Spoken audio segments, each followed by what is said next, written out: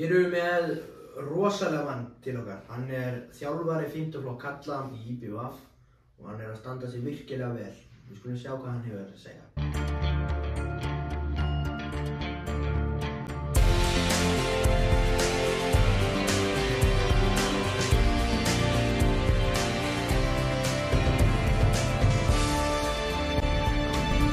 Góðan daginn og velkomin í viðtal til okkar. Góðan daginn.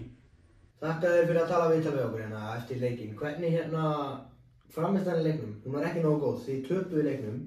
Þetta er fyrsti tapleikurinn tímanum. Hvernig líður með það? Þetta var erfiður leikur þar sem strákarnir voru illa lagðir og nýkomnir voru yfir. Hvernig lýsir þú frammistöðunni í þessum leik? Þetta var ekki nógu góð frammistaða í áhugamanni þar sem steingreindi serbískæpingina vel. Það var bara í opnum og aukaspilum og við fengið nokkuð mörg frá því. Hvað ætlar þú að vinna í á næstu æfingum í framtíðinni og svona, hvað viljið þið bæta ykkur í? Ég var endilega upp og koma serbískæpingin í kvartfinalinn og vinna bara á því sko. Hvað hefur þú lært af þessu tapi? Þetta er náttúrulega fyrsta tapi á önninni og hvernig líður þér með það og hvað hefur þú lært? Sko, það er passion í því aðeins sko. Þeir eru samt að minna hvað þeir eru 12-13 strákar. Þeir eru bara í 4. flokki og 5. flokki sko. Þeir eru bara að vinna að þessu.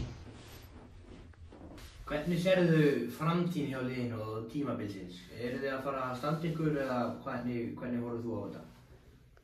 Ég lít bara á það þannig að vonandi bara getum við unnið að þessu sem okkur glemdi og vonandi verður bara tímabilið okkur gott. Takk fyrir.